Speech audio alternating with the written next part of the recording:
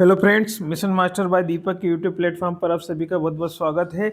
आज की इस कक्षा में हम वेरी मोस्ट इम्पोर्टेंट PYQ और जो अधिकतर एग्जामों में आते हैं इस चैप्टर से लगभग 2 से 3 प्रश्न EMRS KVS NVS या एमपीटेट वर्ग 1 में जरूर आते हैं दोस्तों। तो इस वीडियो को स्किप करना ना भूलें, क्योंकि इसमें वो क्वेश्चन मैं आपके लिए लेकर आया हूँ जो कई बार एग्जामों में इससे प्रश्न बनते हैं और जो नहीं बने वो भी इन्हीं प्रश्नों में से बनने की पूरी संभावना है साथियों। चलिए स्टार्ट करते हैं। चैप्टर नंबर 3 है पृथ्वी की आंतरिक संरचना, इंटीरियर ऑफ द अर्थ। यानी पृथ्वी की आंतरिक संरचनाओं की जानकारी हमें किस प्रकार से मिलती है उसके बारे में हम पढ़ने वाले हैं। तो पहला क्वेश्चन देख लीजिए, सभी स्क्रीन पर आपको दिखाई दे रहा है। पृथ्वी की औसत त्रिज्या कितनी होती है? एवरेज रेडियस बताना आपको। बताइए पृथ्वी की औसत त्रिज्या कितनी होती है? What is the average radius of the अर्थ? बताइए रेडियस कितनी होती है पृथ्वी की? ए 5670 किलोमीटर, या बी 6370 किलोमीटर, सी 7400 किलोमीटर, या डी 12740 किलोमीटर। बताइए पृथ्वी की एवरेज त्रिज्या, हमारी जो पृथ्वी है उसकी त्रिज्या कितनी होती है? अगर ये हमारी अर्थ है तो इसकी रेडियस यहाँ से यहाँ तक की दूरी, सेंटर से सरकमफेरेंस तक की डिस्टेंस कितनी होती है? तो इसका आंसर हो जाएगा दोस्तों 6370 किलोमीटर। यह हमारे पृथ्वी की एवरेज जो है रेडियस होती है, त्रिज्या होती है। तो आंसर हो जाएगा बी। अगर दोस्तों त्रिज्या की जगह आपसे व्यास पूछा जाता, डायमीटर पूछा जाता, व्यास की बात करते, डायमीटर की बात करते, तो इसमें 2 का मल्टीप्लाई कर देते तो हमारा आ जाता 12,740 किलोमीटर, क्योंकि रेडियस जो होती है वो डायमीटर इसका डबल होता है। तो इसका ही डबल कर देंगे तो हमारा व्यास आ जाएगा दोस्तों। तो हमारा इस क्वेश्चन का आंसर तो हो जाएगा 6370 किलोमीटर। आगे देखिए ये हमें पृथ्वी का एक नमूना है, मतलब अर्थ के अंदर का जो पार्ट है। हमें मालूम है कि हमारी पृथ्वी जो है, पृथ्वी की 3 परतें होती है, 3 लेयर्स होती है। पहली लेयर्स होती है हमारी क्रस्ट, दूसरी होती है मेंटल और तीसरी होती है कोर। कोर में भी 2 भागों में डिवाइड किया गया है ना, आउटर कोर इनर कोर। ऐसे मेंटल को अपर मेंटल लोअर मेंटल और क्रस्ट को भी अपर क्रस्ट लोअर क्रस्ट में डिवाइड किया गया है दोस्तों। तो इसमें आप देख सकते हैं कि ये मेंटल लिथोस्फीयर है। लिथोस्फीयर यानी स्थल मंडल, जो कि लिथोस्फीयर जो होता है लगभग 200 किलोमीटर की गहराई तक होता है। साथ ही ये स्टेनोस्फीयर जो होता है 400 किलोमीटर की गहराई तक होता है। यहाँ से हम क्रस्ट की बात करें तो 100 किलोमीटर, और यहाँ से मेंटल की बात करें तो लगभग 2900 किलोमीटर की गहराई तक मेंटल पाया जाता है। और मेंटल से 5150 किलोमीटर की गहराई तक हमारा क्या पाया जाता है? कोर पाया जाता है ना। और इनर कोर तक चले जाए तो हम 6371 किलोमीटर तक की रेडियस हो जाती है दोस्तों। तो ये हमारी 6370 लगभग हमारी पृथ्वी की रेडियस हो जाती है दोस्तों। दूसरा क्वेश्चन देखिए, पृथ्वी की आंतरिक संरचना की जानकारी का प्रमुख अप्रत्यक्ष स्रोत क्या होते हैं? पृथ्वी की जो आंतरिक संरचना होती है दोस्तों, उसके 2 प्रकार से हमें स्रोत मिलते हैं, सोर्स मिलते हैं, एक तो डायरेक्ट और इनडायरेक्ट। तो इसमें इनडायरेक्ट स्रोत की बात कर रहे हैं। इनडायरेक्ट सोर्स क्या है हमारा? पृथ्वी की आंतरिक जानकारी हमें कैसे प्राप्त होती है, उनमें से अप्रत्यक्ष स्रोत बताना है आपको। बताइए क्या एक खनन है, माइनिंग है, ज्वालामुखी, भूकंपी तरंग या गहरे कुएं यानी डीप वेल्स? बताइए पृथ्वी की आंतरिक संरचना की जानकारी का अप्रत्यक्ष स्रोत, इनडायरेक्ट सोर्स जो हमें डायरेक्ट पता नहीं चलता, जो इनडायरेक्टली पता चलता है। जैसे खनन है, खनन माइनिंग, जब हम खोदते हैं तो हमें डायरेक्टली पता चल जाता है ना। पृथ्वी की आंतरिक संरचना हम देखते जाते हैं, है ना, खोदने पर। ज्वालामुखी, वोल्केनो भी हमारे सामने डायरेक्टली ऊपर आता है तो हम हमारी खुली आंखों से देख सकते हैं पृथ्वी के अंदर से जो भी मैग्मा निकलता है। साथ ही गहरे कुएं खोदते हैं तो वो भी हमें दिखता है। लेकिन सिस्मिक वेव जो होती है, भूकंपी तरंगे ये डायरेक्ट सोर्स नहीं है, आप अप्रत्यक्ष यानी इनडायरेक्ट सोर्स है। तो भूकंपी तरंगे इस क्वेश्चन का आंसर हो जाएगा दोस्तों। ये देख सकते हैं पृथ्वी की आंतरिक संरचना, जैसा कि हमने अभी देखा था। पृथ्वी की आंतरिक संरचना मतलब पृथ्वी किन किन किन लेयर से मिलकर बनी है। ऊपरी परत जो होती है भूपर्पटी जिसे हम क्रस्ट बोलते हैं, और मध्य की जो परत होती है वो मेंटल होती है, और अंदर की जो होती है क्रोड होती है। तो पृथ्वी की 3 परतें होती है, भूपर्पटी यानी क्रस्ट, मेंटल और क्रोड। क्रोड को हम कोर बोलते हैं इंग्लिश में, है ना। तो और ये सियाल यानी सिलिकॉन एल्यूमिनियम से बनी है ना। भूपर्पटी सिलिकॉन और एल्यूमिनियम से बनी हुई है।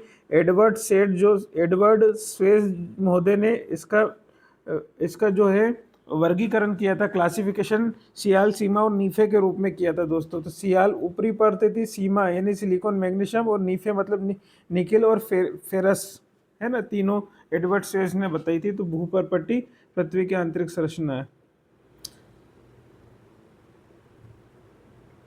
क्वेश्चन नंबर 3 देखिए दोस्तों।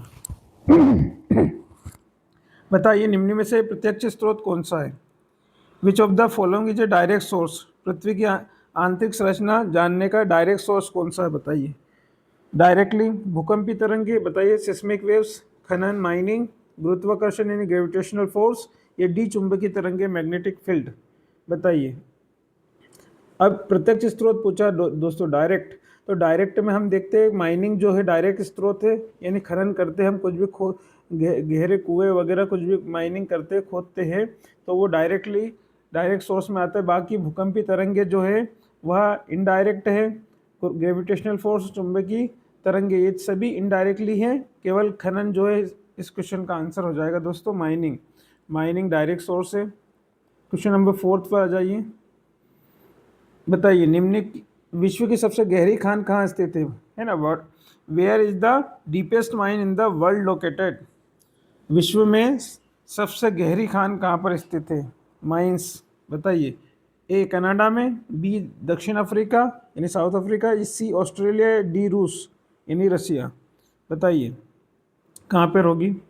तो विश्व की सबसे गहरी खान जो है दक्षिण अफ्रीका में दोस्तों। कहाँ पर है, दक्षिण अफ्रीका में, जो कि 3 से 4 किलोमीटर गहरी होती है।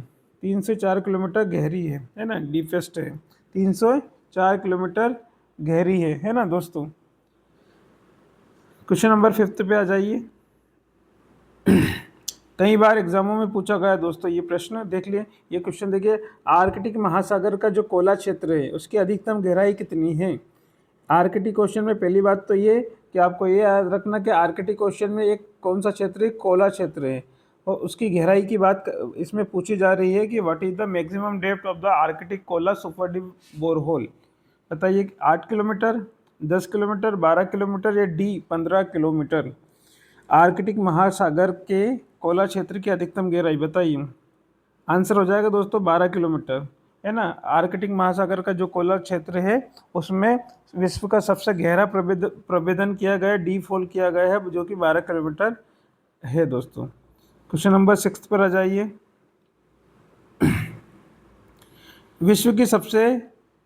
पृथ्वी की सबसे भारी परत कौन सी है। अभी हमने पढ़ा था, इसको देखा था, बहुत इजी क्वेश्चन है ना। मेंटल है, कोर है, भूपर्पटी है, भारी कोर है, बताइए पृथ्वी की सबसे भारी परत।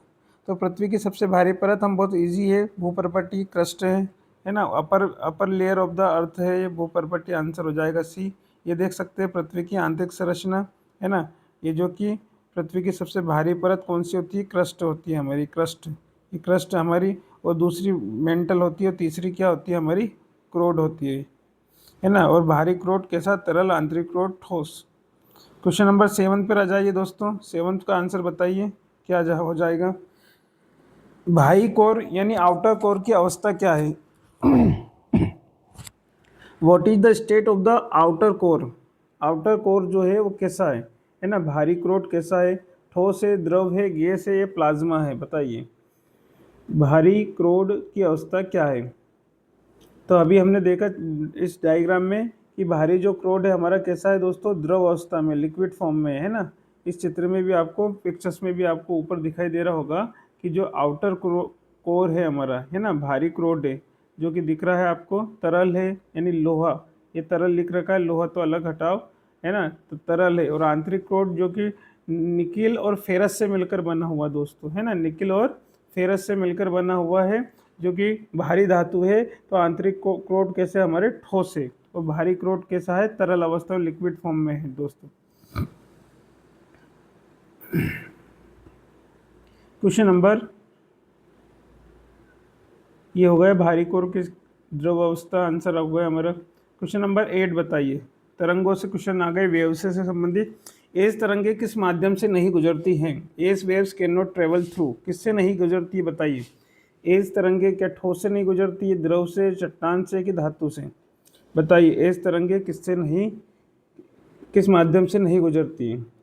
तो एस वेव से जो होता है ये दोस्तों एस मतलब आप रखिएगा, एस का मतलब, एस वेव से मतलब सॉलिड, एस फॉर सॉलिड याद रखिएगा। तो यह सॉलिड्स से ही गुजरती है केवल, है ना। तो द्रव अवस्था से नहीं गुजरती, ठोस अवस्था से गुजरती है। चट्टान भी ठोस होती है और धातु मेटल भी क्या होती है, ठोस होती है। इसलिए इसका आंसर हो जाएगा द्रव, यानी लिक्विड से इस तरंगे कभी भी पास नहीं होती दोस्तों। तो आंसर हो जाएगा हमारा बी। क्वेश्चन नंबर 9 पे आ जाइए, बताइए इस क्वेश्चन का आंसर। बताइए, पृथ्वी का सबसे मोटा भाग कौन सा है? Which is the thickest layer of the अर्थ, है ना। बताइए, मोटा भाग, पृथ्वी का मोटा भाग। हम जैसा कि हम सभी जानते हैं कि पृथ्वी की 3 परतें होती है, क्रस्ट, मेंटल, कोर, है ना। क्रस्ट, मेंटल और कोर में से पृथ्वी का वह कौन सी लेयर है जो सबसे ज़्यादा मोटी होती है? तो भूपर्पटी, ये तो हमें मालूम है कि बहुत 100 किलोमीटर तक की गहराई तक ही पाई जाती है लगभग। और मेंटल 2900 किलोमीटर, और बाह्य कोर और आंतरिक कोर को मिला करके 5150 और 6370 किलोमीटर। तो सबसे भारी मोटी परत हो जाएगी दोस्तों हमारी मेंटल हो जाएगी। मेंटल जो कि मध्य परत है, पृथ्वी की बीच की परत है।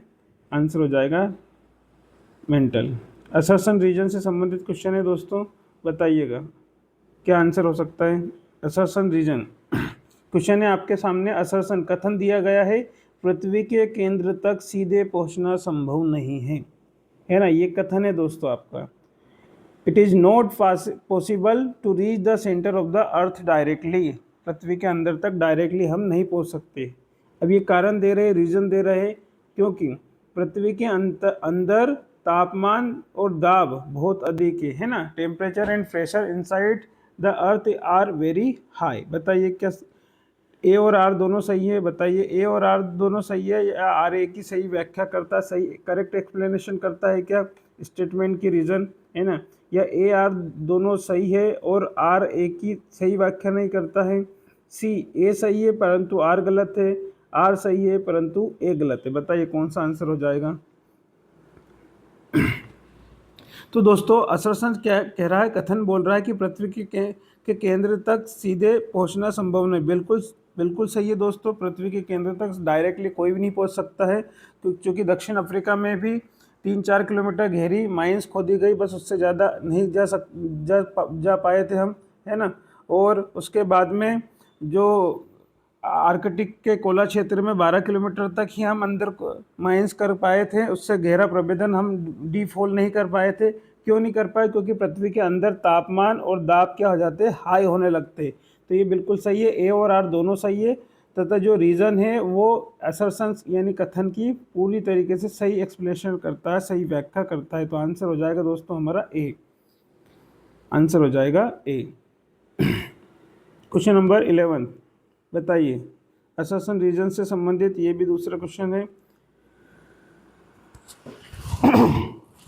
पहला क्या कह रहा, असर्शन क्या कह रहा है दोस्तों, पी तरंगे पृथ्वी के आंतरिक सभी भागों से गुजर सकती है। पी तरंगे पृथ्वी के आंतरिक सभी भागों से गुजर सकती है, स्टेटमेंट ये है। रीजन ये कह रहा है क्योंकि, है ना, पी तरंगे अनुदैर्ध्य तरंगे है और ठोस, द्रव, गैस तीनों माध्यम से चल सकती है। बताइए कौन सा हो जाएगा। ए वाला होगा क्या? ए और आर दोनों सही है, तथा आर जो रीजन है सही व्याख्या करता है स्टेटमेंट की यानी असर्शन की। बी बताइए दोनों सही है और आर व्याख्या नहीं कर रहा है, करेक्ट एक्सप्लेनेशन नहीं कर रहा है। सी, ए सही है लेकिन आर गलत है, और डी, ए गलत है और आर सही है। बताइए चारों में से कौन सा हो जाएगा, आंसर बताइए। तो असर्शन पढ़ लेते। कथन हमारा क्या है, पी तरंगे पृथ्वी के आंतरिक सभी भागों से गुजर सकती है। पी तरंगे प्राइमरी वेव्स, बिल्कुल सही बात है, पी तरंगे पृथ्वी के आंतरिक सभी भागों से गुजर सकती है ना। क्योंकि पी तरंगे अनुदैर्ध्य तरंग होती है, बिल्कुल सही बात है, पी तरंगे अनुदैर्ध्य होती है और एस तरंगे अनुप्रस्थ तरंगे होती है दोस्तों। और पी तरंगे ठोस, द्रव, गैस तीनों के माध्यम से चल सकती, बिल्कुल सही है, क्योंकि इसी कारण से तो वह पृथ्वी के आंतरिक सभी भागों में गुजर सकती। तो ए और आर दोनों सही हैं, तथा जो रीज़न है ना, वह स्टेटमेंट असर्शन की पूरी तरीके से सही व्याख्या करता है, करेक्ट एक्सप्लेनेशन करता है। तो आंसर हो जाएगा दोस्तों हमारा ए, करेक्ट एक्सप्लेनेशन कर रहा है, दोनों ही सही है। और जो रीज़न है वह असर्शन की पूरी तरीके से व्याख्या करता है दोस्तों। ये देखिए मेरी हैंडराइटिंग में नोट्स है, थोड़ी सी देर में हम इसको कवर कर लेते हैं। देखिए सिस्मिक वेव्स जो होती है, भूकंपी तरंगे जो होती है दोस्तों, भूकंपी तरंगे मूल रूप से 2 तरह की तरंगे होती है दोस्तों। वैसे तो आप देखे जाए तो 3 तरह की तरंगे होती है, लेकिन बुनियादी तौर पर अगर बेसिकली हम देखा जाए बुनियादी तौर पे तो 2 तरंगे की सिस्मिक वेव्स होती है, भूकंपी तरंगे, एक तो बॉडी वेव्स और एक सरफेस वेव्स। बॉडी वेव्स भूगर्भिक तरंगे है ना, और सरफेस वेव यानी धरातली तरंगे। भूगर्भिक तरंगे क्या होती है? भूगर्भिक तरंगे पृथ्वी के अंदर जो जहाँ टेक्टोनिक प्लेट टकराती है वहाँ से उत्पन्न होती है, इसलिए इनको अंदर पृथ्वी के अंदर उत्पन्न होती है, इसलिए इनको नाम भूगर्भिक तरंगे कहा गया है। अब भूगर्भिक तरंगे भी 2 प्रकार की होती है, पी तरंगे और एस तरंगे। पी का मतलब है प्राइमरी वेव्स और इसका मतलब है सेकेंडरी वेव्स। पी तरंगे की कैरेक्टरिस्टिक्स विशेषता ये होती है कि ये फास्ट होती है ना, इसलिए इन्हें प्राइमरी वेव्स कहा गया है, क्योंकि सबसे पहले पहुंचती है पृथ्वी पर, है ना। फास्ट है मतलब पृथ्वी के ऊपर सबसे पहले कौन सी तरंगे पहुंचती है? पी तरंगे, प्राइमरी वेव्स पहुंचती है, इसलिए इनको प्राथमिक तरंगे यानी प्राइमरी वेव्स कहते हैं। यह तीनों माध्यम में पास हो सकती है, ठोस, द्रव, गैस तीनों में, और यह सेलों में संकुचन करती है और फैलाव करती है दोस्तों। दूसरी होती है एस तरंगे। एस तरंगे पी तरंगों से धीमी गति से चलती है, ठोस में गति करती है केवल एस तरंगे, केवल शॉर्ट में, इसलिए इनको सेकेंडरी वेव्स करते हैं, और तरंग के समकोण पर कार्य करती है और उभार और गर्त धरातल में लाती है। दूसरी प्रकार की तरंगे होती है हमारी सरफेस वेव्स यानी धरातली तरंगे। इन्हें ही कहीं कहीं किसी बुक्स में लव वेव्स भी कहा जाता है, क्योंकि इनको वैज्ञानिक लव्स ने खोजी थी 1911 में दोस्तों। और ये सबसे अधिक विनाशकारी होती है। कई बार एग्जामों में पूछा गया कौन सी तरंगे सबसे ज़्यादा विनाशकारी होती है, तो ये डैमेजिंग और डिस्ट्रक्टिव वेव्स होती है दोस्तों। तो ये हमने सिस्मिक वेव्स को थोड़े से समय में जान लिया, बॉडी वेव्स और सरफेस वेव्स। आगे देखिए क्वेश्चन नंबर 12, बताइए 12th का क्या हो जाएगा? एस तरंगों का भूकंप छाया क्षेत्र 105 से 105 डिग्री के बीच पाया जाता है। एस तरंग का रीजन यह है कि एस तरंगे द्रव माध्यम से नहीं गुजर सकती। बताइए आश्वासन और रीजन है क्या? ए वाला सही होगा, बी वाला, सी वाला या डी वाला? बताइए चारों ऑप्शन में से कौन सा ऑप्शन सही होने वाला है दोस्तों, बताइए। इस तरंग का छाया क्षेत्र, भूकंप छाया क्षेत्र क्या होता है दोस्तों? आपने पढ़ा होगा भूकंपी छाया क्षेत्र, है ना, यानी शेडो जोन, है ना। भूकंप का छाया क्षेत्र यानी शेडो जोन, वह भूकंप का वह क्षेत्र मतलब पृथ्वी का वह क्षेत्र जहाँ पर कोई भी भूकंपी तरंगे अभिलेखित नहीं की जाती, यानी आपको नहीं मिलती है भूकंपी तरंगे, उसे हम भूकंपी छाया क्षेत्र कहते हैं, यानी शेडो जोन बोला जाता है। तो क्या इस तरंग का भूकंप छाया क्षेत्र 105 डिग्री से 105 डिग्री के बीच पाया जाता है? स्टेटमेंट ये है, और रीजन ये है क्योंकि इस तरंगे द्रव माध्यम से नहीं गुजर सकती। बताइए कौन सा सही होने वाला है? क्या ए और आर स्टेटमेंट और रीजन दोनों सही है और रीजन असर्शन की पूरी व्याख्या करता है, या बी दोनों सही है पर व्याख्या नहीं करता है, सी ए सही है आर गलत है, और डी ए गलत है आर सही है? बताइए। तो दोस्तों हमारा इस क्वेश्चन का आंसर हो जाएगा ए और आर दोनों सही है, यानी स्टेटमेंट भी सही है और रीजन भी सही है, और आर जो है सही व्याख्या करता है, रीजन जो है सही व्याख्या करता है असर्शन की।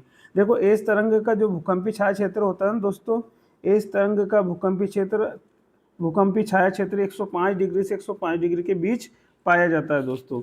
और यहाँ क्यों पाया जाता है? क्योंकि एस तरंगे जो होती है सॉलिड है में ही गति करती है ना, तरंगे द्रव माध्यम से नहीं गुजर सकती। बिल्कुल सही है, एस तरंगे द्रव माध्यम से नहीं गुजरती, लिक्विड फॉर्म से, लिक्विड मीडियम में नहीं से पास नहीं हो सकती, केवल सॉलिड में गति करती है। तो ए और आर दोनों सही है, तथा आर जो है रीजन जो है वो असर्शन की पूरी तरीके से व्याख्या करता है दोस्तों।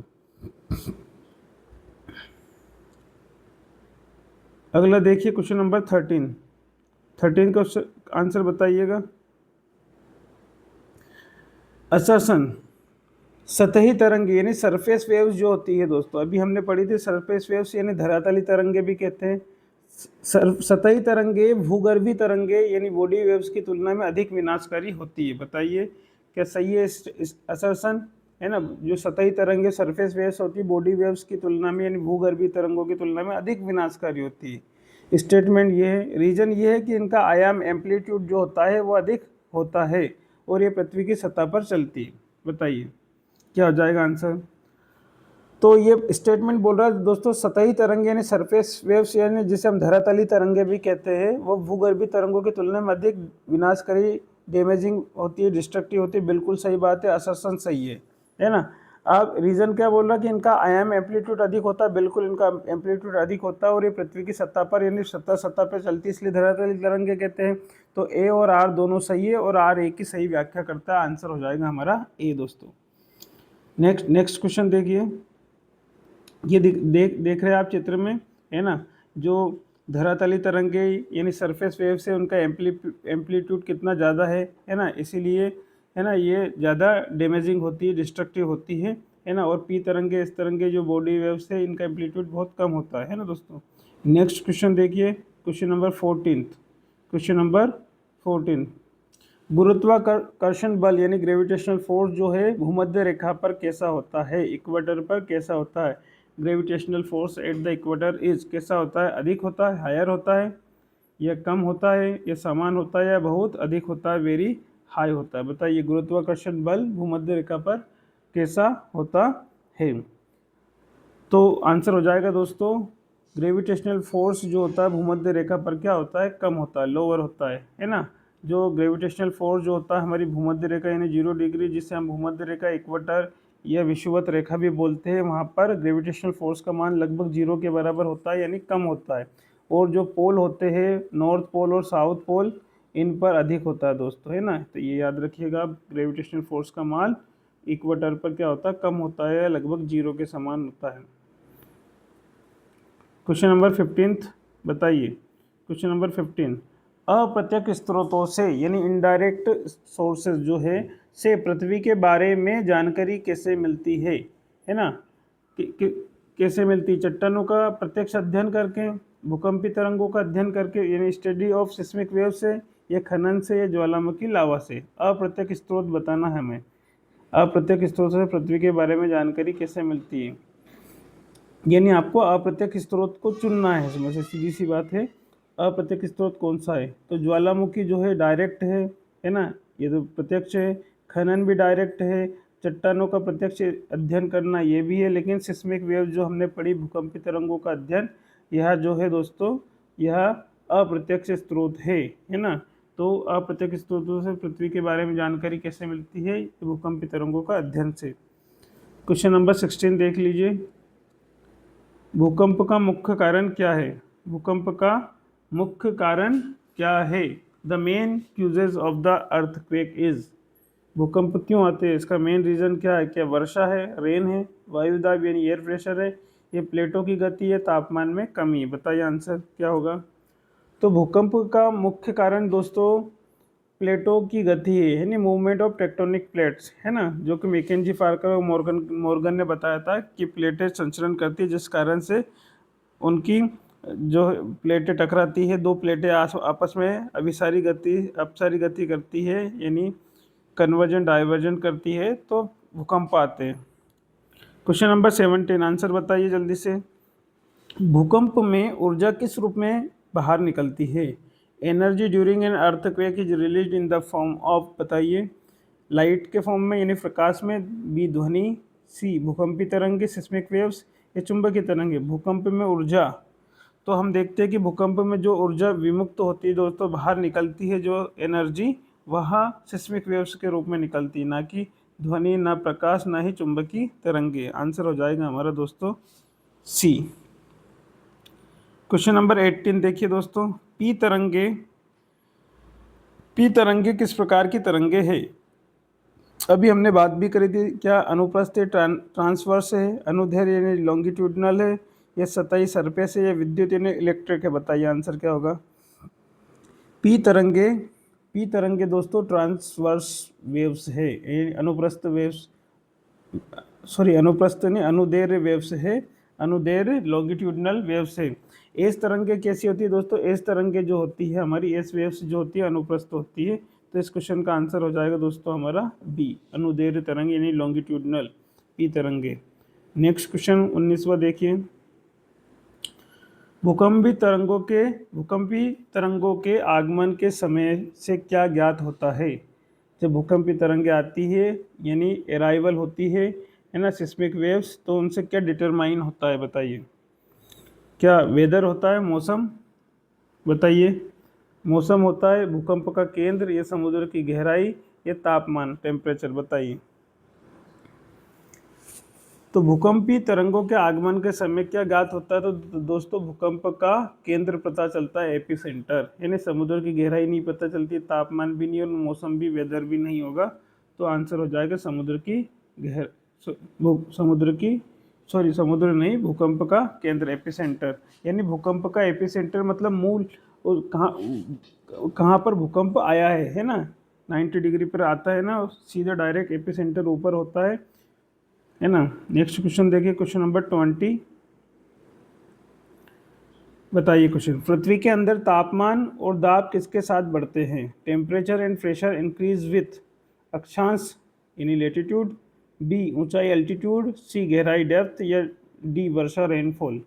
पृथ्वी के अंदर, जब हम पृथ्वी के अंदर जाते हैं, अर्थ के अंदर प्रवेश करते हैं, जितने अंदर गहराई पे तापमान और दाब किसके साथ बढ़ते हैं? अक्षांश के साथ? बिल्कुल नहीं, अक्षांश के साथ नहीं बढ़ते, ऊंचाई के साथ भी नहीं बढ़ते।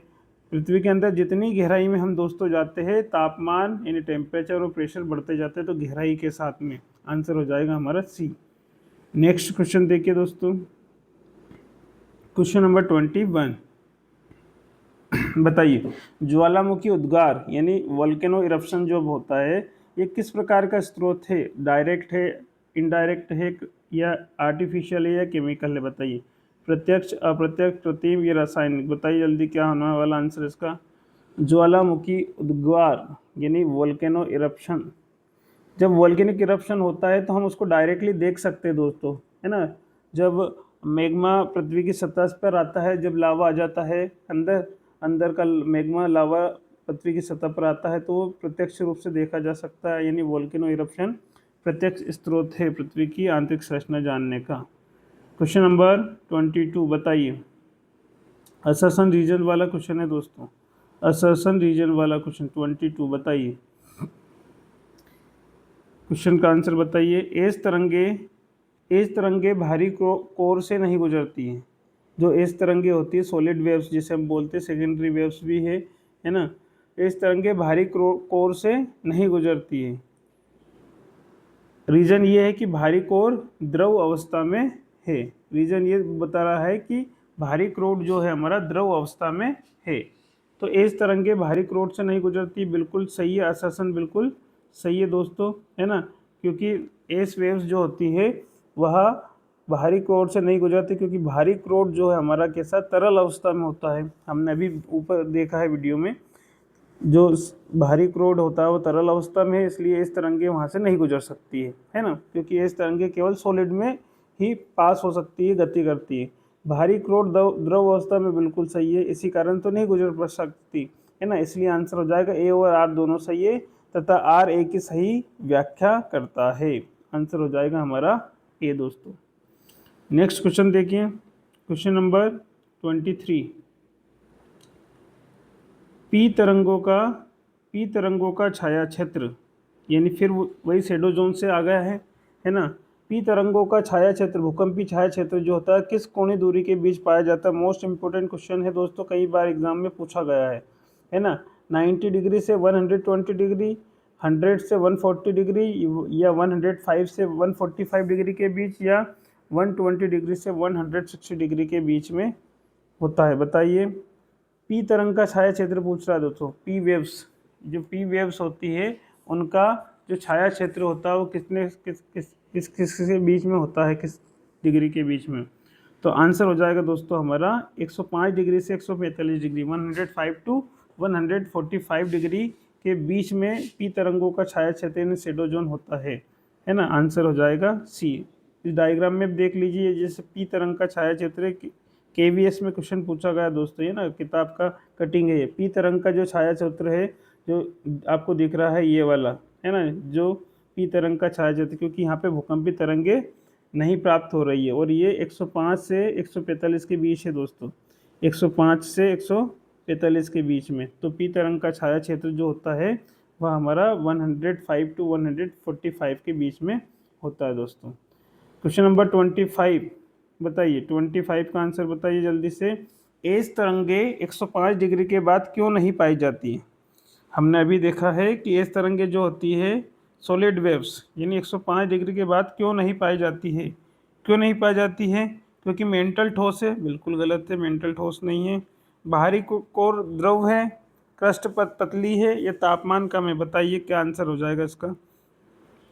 एस तरंगे 105 डिग्री से परे नहीं पाई जाती है ना। एस तरंगे जो होती है यानी सेकेंडरी वेव जो होती है वह 105 डिग्री के बाद में नहीं पाई जाती। उसका कारण है कि जो कि हमारा बाहरी कोर जो है, आउटर कोर है, वह इज ए लिक्विड फॉर्म में है ना। बाहरी कोर द्रव अवस्था में है ना, अभी हमने पढ़ा था। इसलिए एस तरंगे क्योंकि सॉलिड में गति करती है और बाहरी कोर हमारा द्रव अवस्था में द्रव से पास नहीं हो पाती है, इसलिए 105 डिग्री के बाद में यहाँ पाई नहीं जाती है दोस्तों। ये चित्र आप देख सकते हैं, इस तरंग का छाया क्षेत्र है ना, इस तरंग का छाया क्षेत्र आपको दिख रहा है ना। शेडो जोन पी तरंग का, ये पी तरंग है, और ये इस तरंग का छाया क्षेत्र आपको दिख रहा है ना। 105 से 105 डिग्री के भी है, इससे परे नहीं जब पाया जाता है इस तरह, है ना। तो ये आपका जो इस तरंग का छाया क्षेत्र आपको दिख रहा होगा, जो ब्लैक ब्लैक दिख रहा है 105 से 105 इधर इधर, है ना, जो कि पृथ्वी के लगभग, ये यहाँ पे लिख रखा है मैंने रेड पेन से, पृथ्वी के 40% से भी अधिक होता है इस तरंग का छाया क्षेत्र। याद रखिएगा, ये क्वेश्चन पूछा गया है दोस्तों। पृथ्वी के 40% से भी अधिक होता है किसका? इस तरंग का छाया क्षेत्र, है ना। नेक्स्ट क्वेश्चन देखिए, लास्ट इस लेक्चर का लास्ट क्वेश्चन है हमारा। फिर नेक्स्ट वीडियो में हम इस चैप्टर को पूरा कवर कर लेंगे दोस्तों। Last question of the chapter, S तरंग का छाया क्षेत्र पृथ्वी के लगभग कितने भाग को कवर करता है? अभी हमने बात करी, बताओ। S wave shadow zone covers approximately how much part of the अर्थ? बताइए क्या आंसर हो जाएगा। 20%, 30% या 40% से अधिक, या 50%? बताइए। इस तरंग का छाया क्षेत्र अभी बात करी हमने 40% से अधिक होता है दोस्तों, है ना। इस तरंग का जो छाया क्षेत्र होता है वह पृथ्वी के 40% से भी अधिक होता है दोस्तों। तो इस वीडियो में दोस्तों ये हमारे 25 मोस्ट इंपॉर्टेंट क्वेश्चन हो गए हैं। इसके बाद में नेक्स्ट वीडियो और इस चैप्टर का बनेगा, जिसमें लगभग 25 क्वेश्चन और हम रखेंगे, और इस प्रकार से इस चैप्टर्स के सारे ही MCQ हमारे कवर हो जाएंगे, जिसमें आपको एग्जाम में कोई भी क्वेश्चन इस चैप्टर से नहीं छूट पाएगा दोस्तों। तो आज के इस वीडियो में इतना ही दोस्तों। मिशन मास्टर के यूट्यूब चैनल को लाइक शेयर सब्सक्राइब करना ना भूलो। थैंक यू, कीप वॉचिंग दोस्तों।